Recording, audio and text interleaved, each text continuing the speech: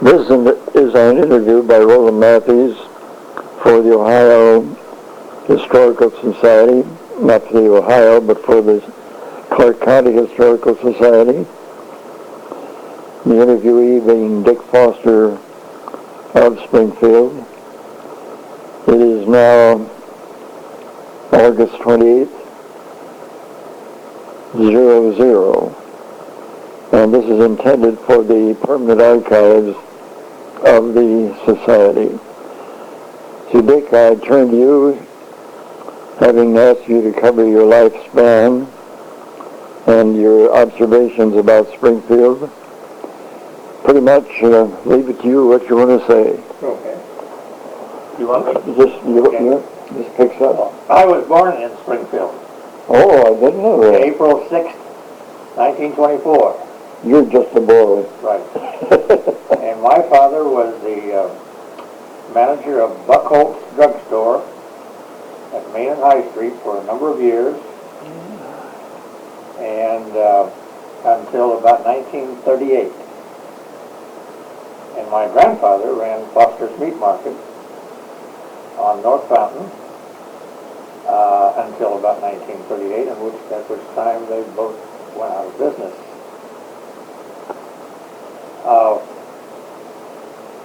My father then became active in politics and was city clerk and treasurer for a number of years. And he died in 1954 at 54 years of age, and my mother died when she was 94 years of age. Yeah. So that's a little bit of the background. I graduated from Miami University in 1947. Married in 1946 to a person who was a native of Oxford and who was teaching at that time. And then after I came out of school, I went to work for the Buckeye Incubator Company. My immediate boss was Bob Click, and that firm was then run by Arthur Hill. Oh, yes. And I stayed there until 1959. Doing what? I was the export manager, sales manager of the export sales. Traveled all over Latin America. Wow. Selling incubators, tobacco curing equipment, poultry raising equipment, and things like that. I left there because they were going to change hands, moved to Kansas City, Missouri. And subsequently that happened, and subsequently it was purchased by a firm in England and moved there, so I think I've made a wise move.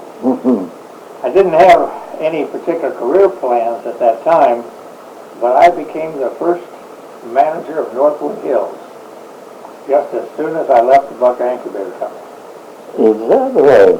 And I spent a year there while we finished the clubhouse, put in the first 9 holes of golf, after which I left there and went into the fundraising field in 1960 with Ketchum Incorporated in Pittsburgh, Pennsylvania, which was at that time the largest fundraising firm in the world. Now, what attracted you to that profession? My wife's family was in that business in New York City. They had a firm by the name of Kirsting Brown, and they were the forerunners of the large campaigns. They did the first Harvard campaign, the first MIT campaign, the first University of California at Los Angeles campaign. Wow. The $100 million campaigns back in the 50s. So not wanting to trade on her uncle's reputation or anything, I went to work for Ketchum Incorporated in Pittsburgh. And I was there for 8 years, after which I left to form a company in Columbus with a man by the name of Ralph Gettler, G-O-E-T-T-L-E-R.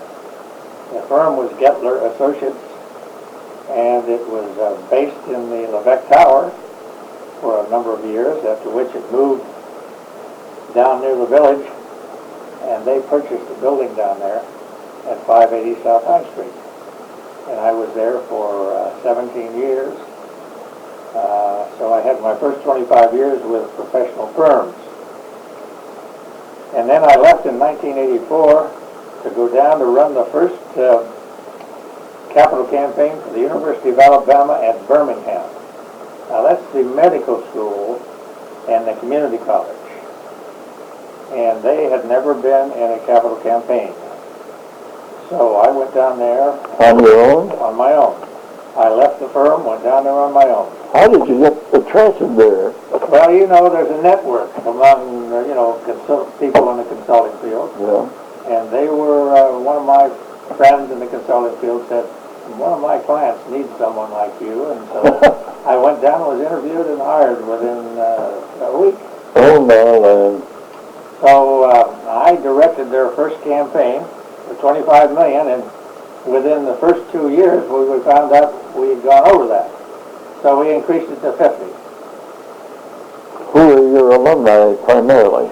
We didn't have any alumni because the University of Alabama at Tuscaloosa had all the alumni. So we had to go to the community, and we had to go to grateful patients, people whose lives had been saved and they've been served well. Uh-huh. So that's who we went to, and we were very successful. It eventually raised $60 million. Wow. And I finished there in 1988, came back and did a little bit of work for Gettler for about 4 or 5 years, just as an independent contractor.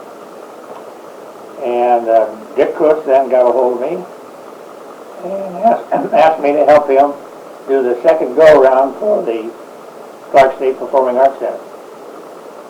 That was to raise some endowment.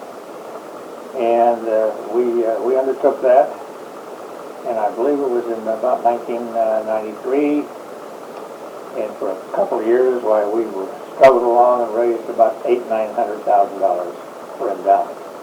That was a struggle because Springfield wasn't prepared for endowment. Mm. And I don't know that they are today either. But we think they might be.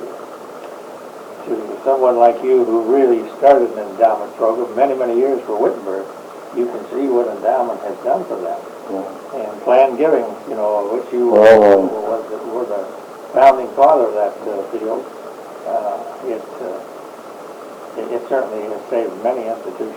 And that's where all the big gifts are coming. Isn't it amazing to see how many charities are getting in their ears? Oh, yes. It's amazing, the $50-60 million gifts out of bequests, planned gifts, trusts, all of that sort of thing. Yeah. A lot of league trusts today.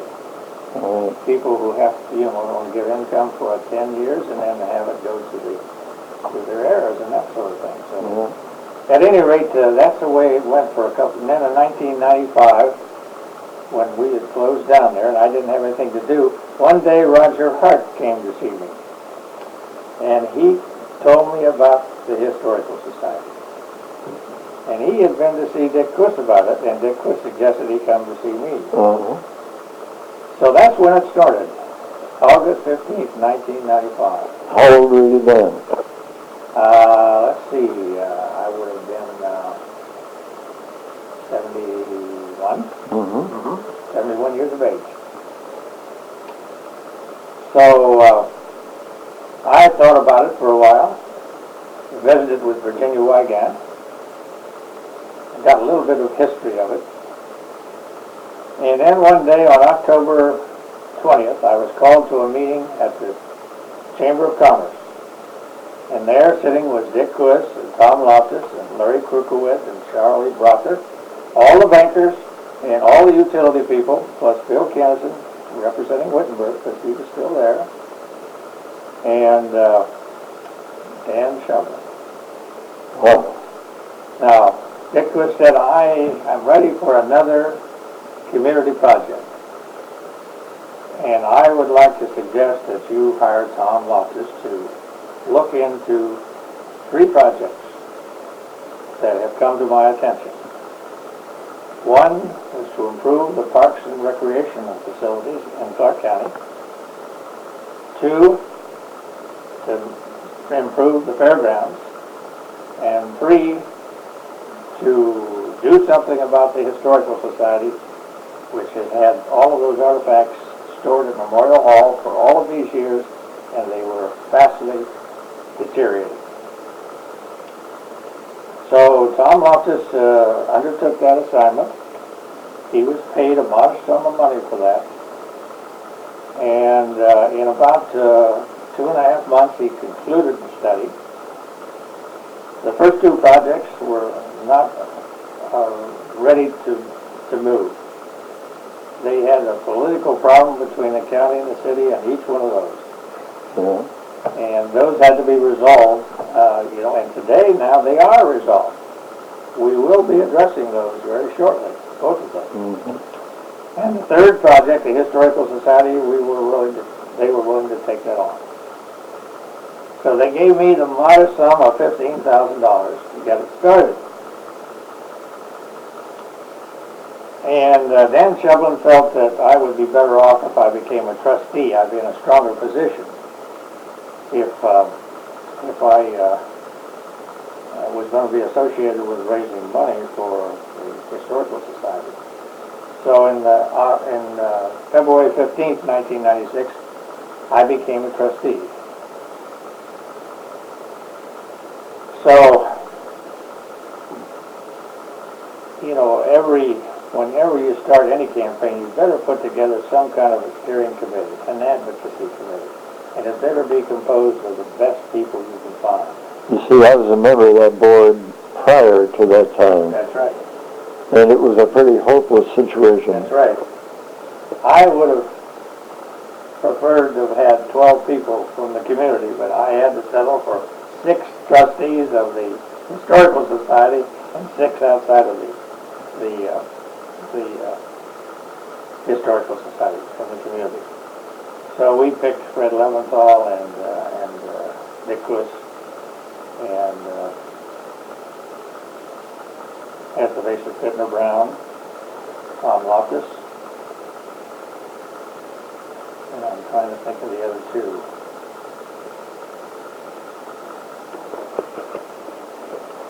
From the community at large.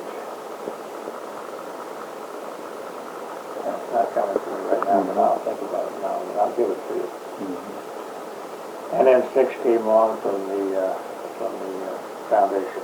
Who were they then? Carolyn Saxton was president, of course. Still there? Yeah. And Lloyd Barman and Dan Shevlin and Dick Heckler, Rich Whalen, and Roger Hart. Those were the 6 present trustees. The Greek member had retired? Jim Johnny-Coppers was not on the committee. He wasn't? No. He does not like that sort of thing. Uh-huh. He was offered a position, but he did not like it. Oh, Dick Link was one from the committee. I just interviewed him this morning. Right. He was one from the committee, so I owe you one more. Uh-huh. So we put that advocacy group together. And the first step was to go and try to find office space. And not wanting to spend much money, we went to see Pete Hackett. And he gave me office space for almost a year, free of charge. I could use any of his equipment in there. We could have all of our meetings at Clark Schaefer and Hackett. Wow.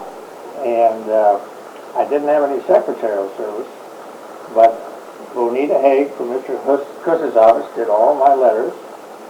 And if she was not available, well, I went to Dan Shevlin's secretary, and she did the rest. Well. And that's how we got started. Uh-huh.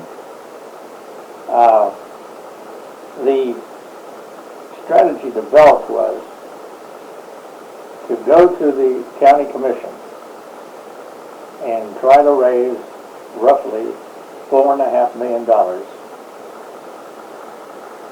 to construct a new museum in the city building, old city marketplace, in downtown Springfield. Bob Tormey had been contacted, and he was willing to give that building to the Historical Society. Did that take much of the sales? No, it didn't. He couldn't make much of a go of it, and he needed all the tax write-offs that he could get. So he gave it to us. Incidentally, what was his background, Dick? Was he a local man? Dayton. He married well. His wife, who's now deceased, family owned Standard Register in Dayton. Wow. And of course, he owns the National City Bank building in Springfield too. Army does. So there was a $365,000 mortgage on the building. Yeah. That had to be rid of. So Dick and Tom Loftus went to the city. They were willing to forgive the mortgage, and they were willing to give us the parking lot. I think that's utterly fantastic. So we had that in hand. And then we went to the commissioners about the bond issue. Mm-hmm. Very wisely, Jim Sheehan told us we couldn't win if we put it on the ballot, and that he was in favor of it. Gordon Flax was in favor of it, but he wasn't as aggressive as Jim Sheehan. Roger Tackett had to be won over, and this had to be a unanimous decision. So for weeks and months, we worked on the commission, the three commissioners, to convince them to put a 0.5% additional sales tax on the county. I attended one of those sessions. Okay, on the county, residents for a period of 1 year to raise $4.5 million. On November 27th, 1996, we convinced the commissioners and they agreed to enact the sales tax. They began collecting that in February, and today that has grown to almost $5.5 million. And there wasn't a single lawsuit to contest. Nothing. Not even a petition got that far. Yeah. Utterly amazing. Yes, utterly amazing is right. Yeah. So, and we had told the commissioners if they would enact that, we would raise at least $3 million for endowment. They subsequently came back and said we should raise $3.5 million.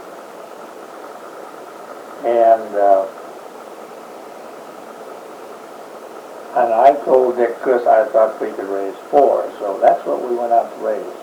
We didn't announce this or anything. We just went to a few people.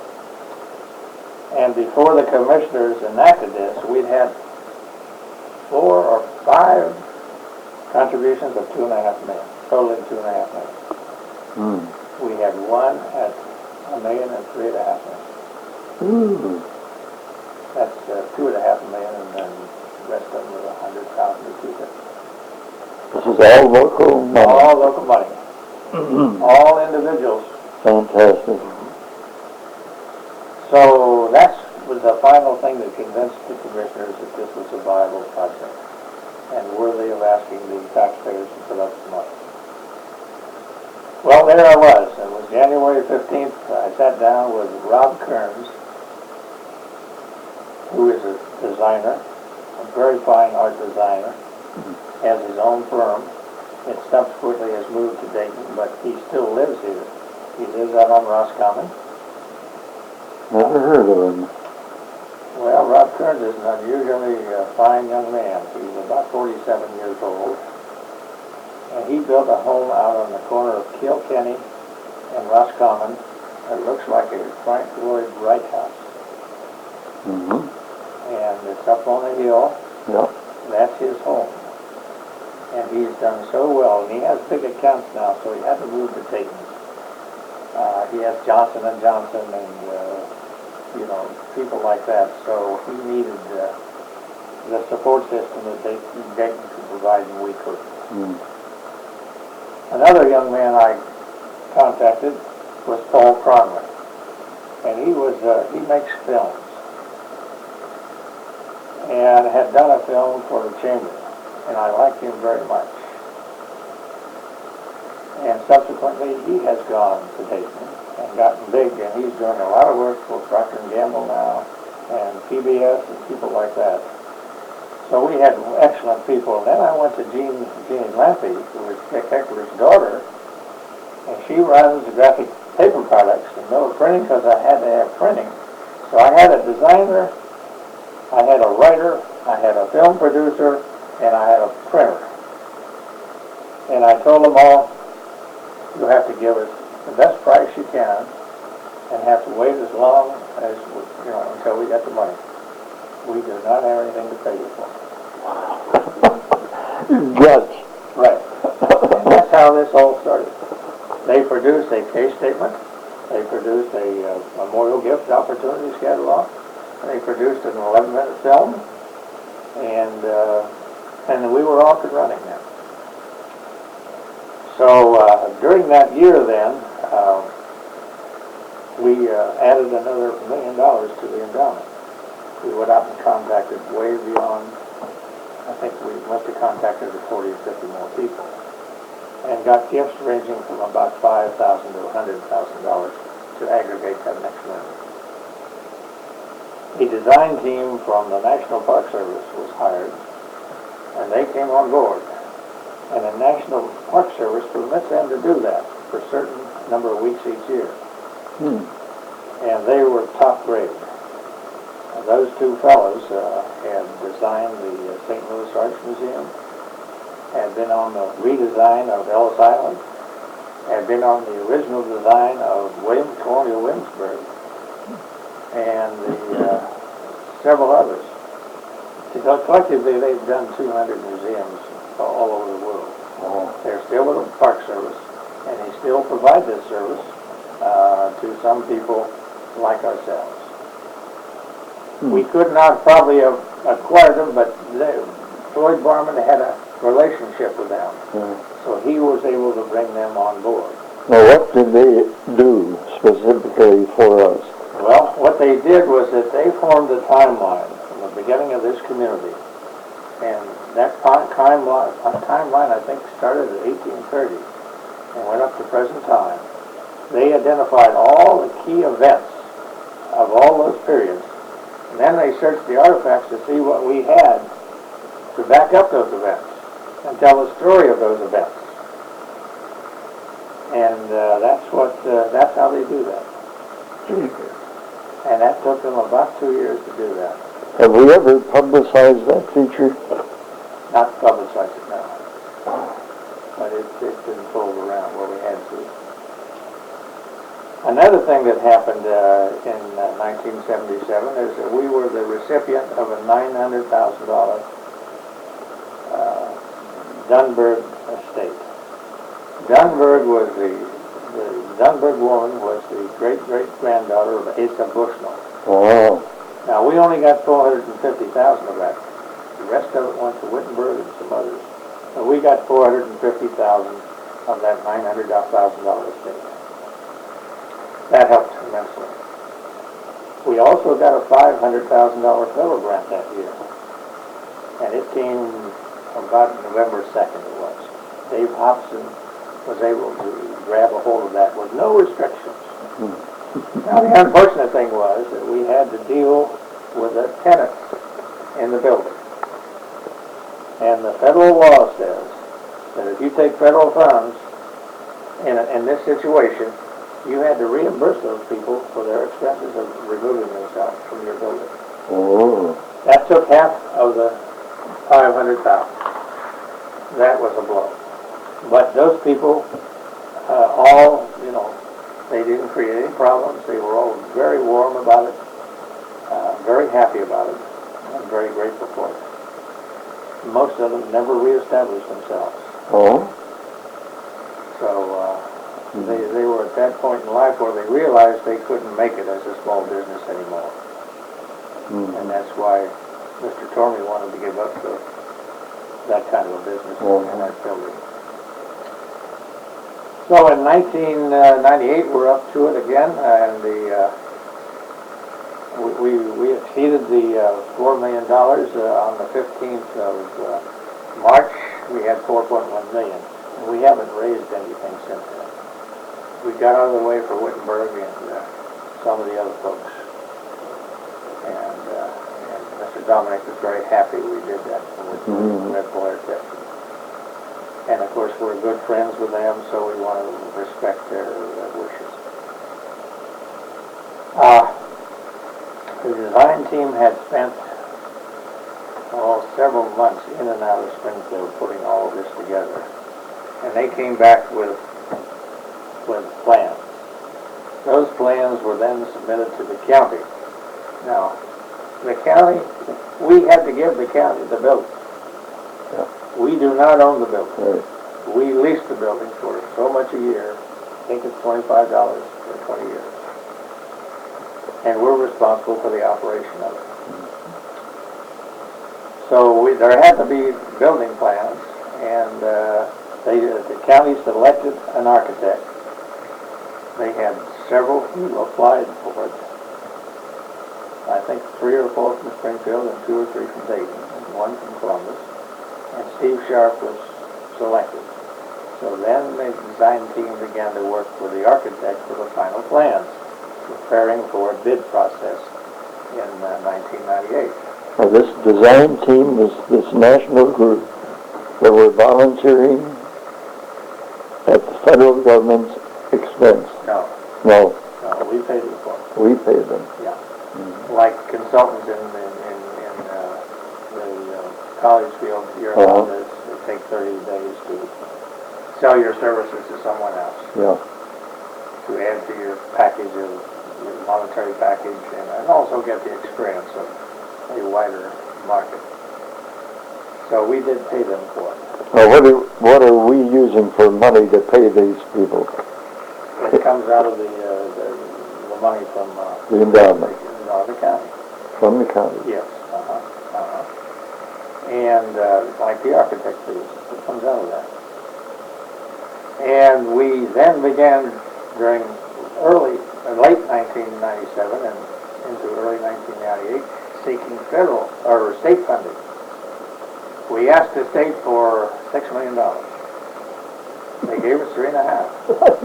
Fantastic. So, we were all of a sudden we went from 4.5 up to $8 million.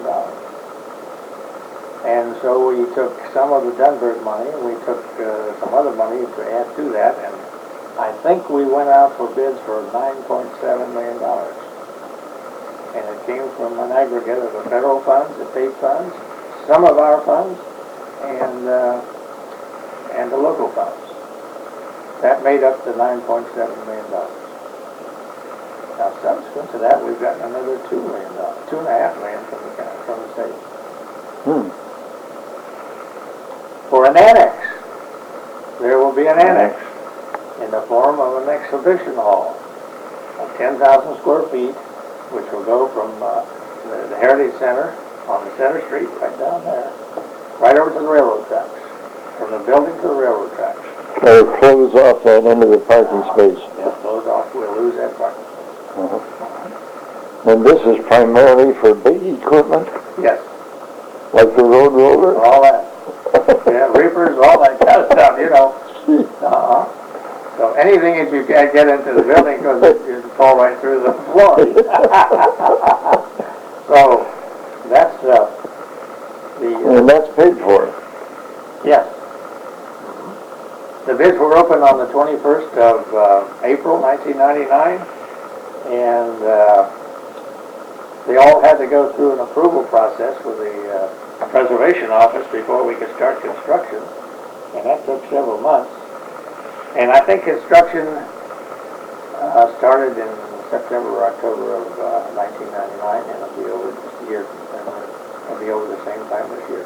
They have to be out between the 4th and 10th of October this year, the contractors. Now and all the exhibits that go into the building are being built in Dulles, Virginia. And they will come in here sometime in November. There'll be 12 truckloads coming in here with the exhibits on them, and 2 teams to install the exhibits in the various galleries.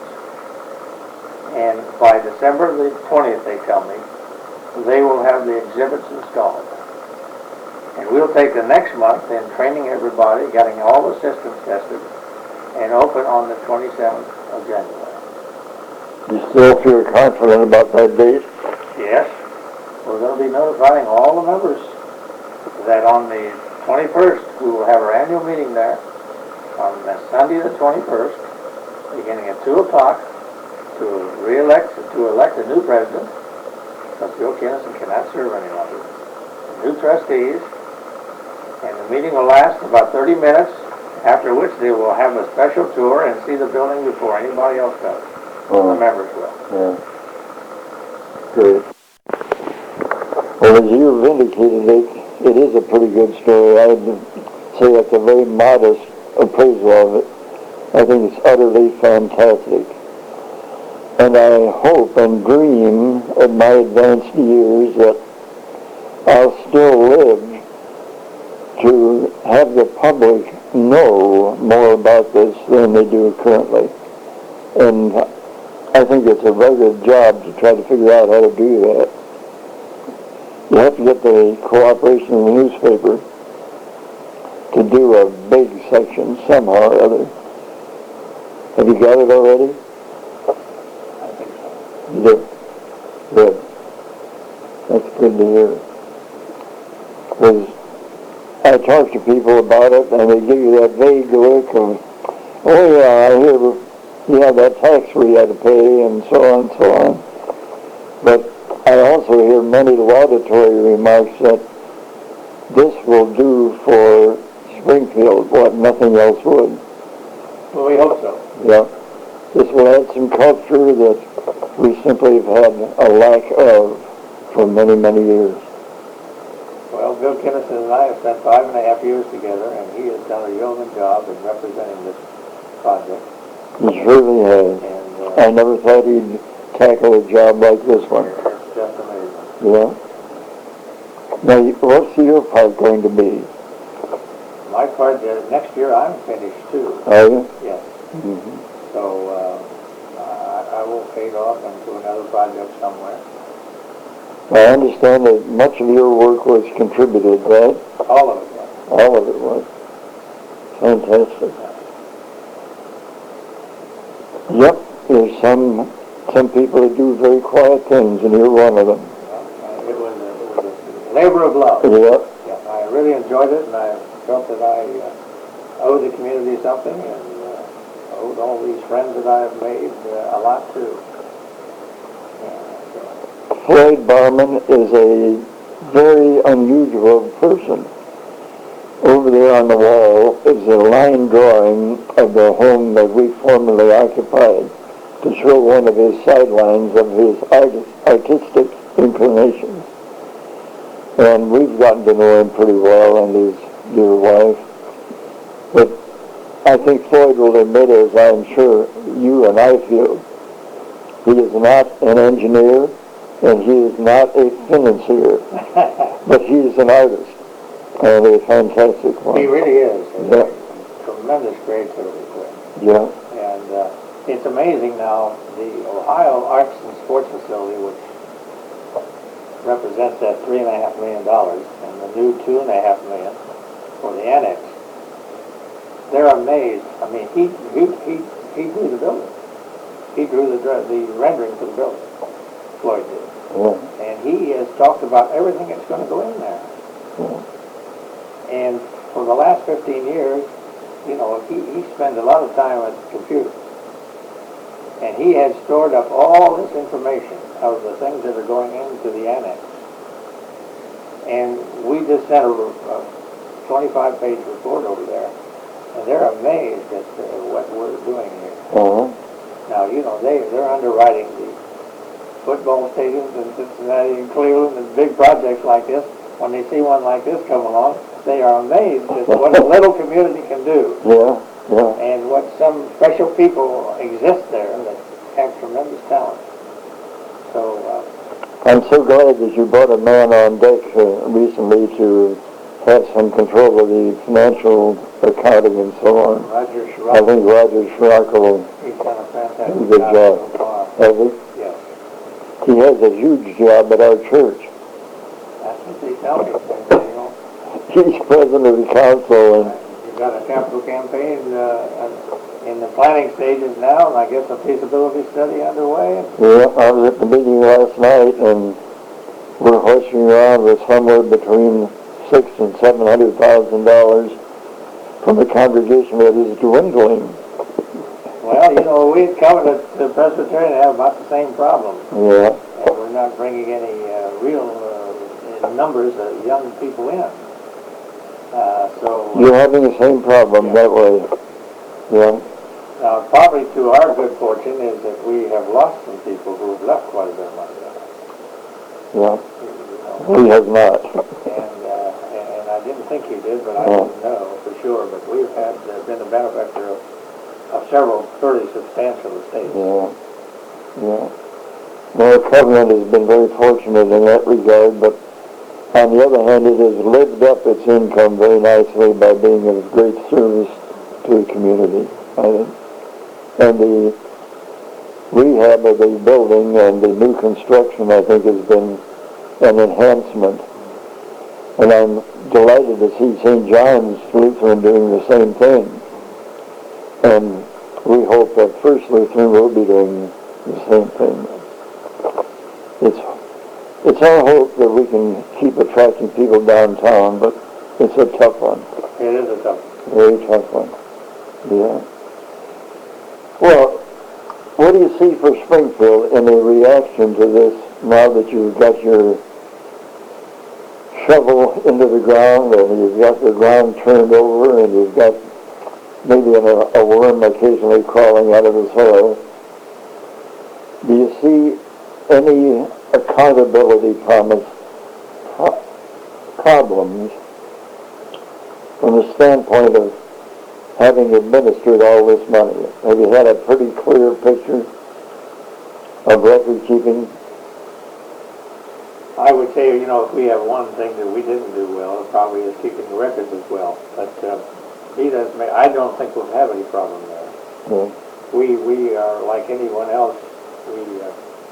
We couldn't convince the steering committee that they had to continue to raise money in 98 and 99 and even now. Yeah. And we were kind of hit hard when Fred Leventhal was almost removed from the scene because of the problems at Oak Cedar. He had to take over as chief executive officer there. Yeah. They've gone through a couple of new owners, and only just recently did I learn that now he can come out of there, and they've got it stabilized. We hope. They hope. And then, of course, we had the problem with Barbara Kutz. So we lost Dick Kutz for about 15 months and Fred for about 2 years. So now we have to confront them, and which they wouldn't confront, but we wouldn't want to confront them at the time, the fact that we have to move everything down there. And we have to get everything in place. And there is not the sufficient funds for that. So we're going to have to raise some money for that. Now, just to take everything from the fairgrounds and from North Fountain Avenue down to the present facility we have, cost $120,000. Is that right? It took 22 loads, of trucks to transport that stuff, and to put all the stuff down there to store it. And all of that steel, steel frames down there that we're storing it in. Also, we were supposed to be in there on September the 1st of this year.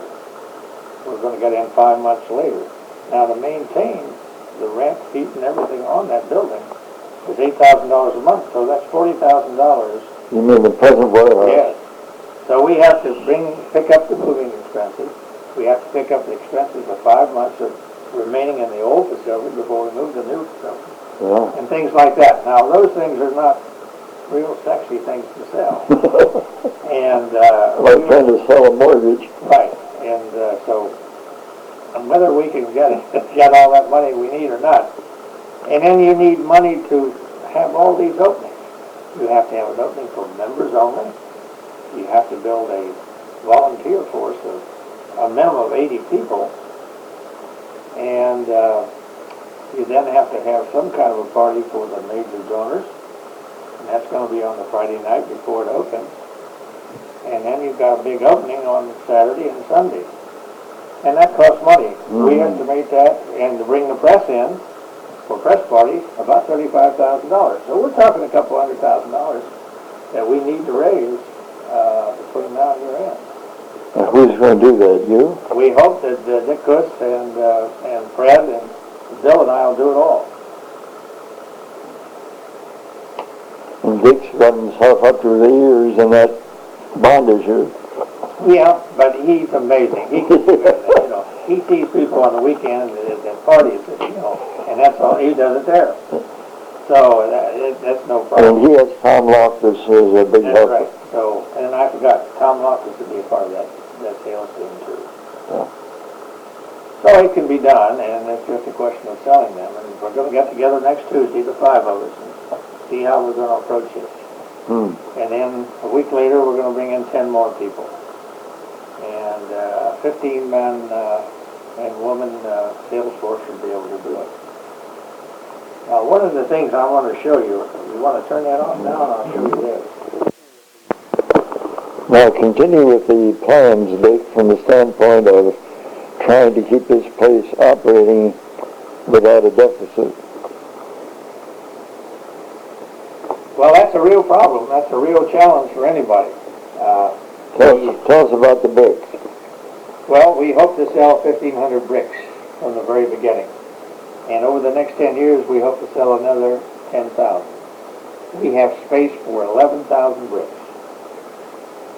So that's a source of income each year, depending upon the interest, how many you want to sell each year, how many you can sell. That's a real opportunity. Then this adoption program. There are certain things in there you can adopt for a period of 20 years. That's permanent galleries. Anything within the permanent galleries you can put your name on. They won't be little strips. Your name will be very architecturally appropriately put up within there. And you'll be very democratic. You'll be in there with all the big contributors too. Everybody will be together. Wherever you can fit them in properly. The name. That could yield another $1 or $2 million over the next 10 years. I think so. You know, and we will start and use that for a bequest program too, and for plan giving. And we do have one prospect now that will be sizable. Who's going to write the annuities, the foundation or the society? We're going to turn those over to the Springfield Foundation. They are now in a position to do that. They have all the expertise that we don't have. Right. I'm glad to hear that. So it will all go to the Springfield Foundation. Yeah. They're managing our money now. Yes. And we have, I think, given them 3.4 million of the 4.1 so far. Some of these have got periods yet to pay off. So that's another source, and probably the major source. And there are always those grateful people who've been long associated with us, who will leave something in their will for the Historical Society. Whether it be $1,000 or $5,000 or $10,000, whatever it is. We just hope we have enough pull for that. Yeah, I'm sorry that we don't have some kind of an admissions charge, but I realize we're bound by a commitment, and that's that. So we have to keep up a continuing source of income. Now on the annex, we can charge. Oh? So that is not. There's no local money in that. Oh. And the way that Floyd has designed that is that's going to look like an exhibition hall, and flags and everything else. And he has the original pictures of the 1901 World's Fair, World's Exposition of Manufacturing in Columbus, Ohio, and he's used that as a framework for designing the building. And I don't know whether you remember the James I. Baker family. Yes. They lived down on East High Street, and they owned the Safety Emery wheel. I knew Margaret Baker. Well, this is not associated with them. Oh. This is another Baker family. Oh. And Jim Baker and I had lunch with Floyd and Bill last week. And this is another wrinkle that's wonderful. He is a lobbyist in Columbus for J.C. Penney. In addition, he has a business in Washington, D.C., and he choreographed the Republican convention this year. And the expertise he has is that when he was 15 years of age, his mother and father were going to send him to the Hun School. It's UNN school in New Jersey, a very famous prep school. As they had done his older brother and his older sister had sent him to prep school. And he rebelled at that. He wanted to join the circus. And he joined the John Ringling Circus. John Ringling Brothers and Barnum Circus. When he was 15 years of age. He told them that if they wouldn't let him join, why, he would run away from home. And he said he only wanted to go for 2 years. And when he came back, he'd go to the Hun School. Well, he went for 5 years. And he did come back and go to the Hun School. And that's where he learned how to choreograph things like the Republican Convention. He handled all the governor's conventions for the Republican Party, too. He's a master at this. Now, in addition to that, he is a circus buff. Well, And over the years, he has acquired 8 of the Ringling Brothers wagons, the originals, and had them restored. yeah, He gave 4 of them so far to the circus world at Baraboo, Wisconsin. He has 3 here that he's restoring, and he has the original ticket booth.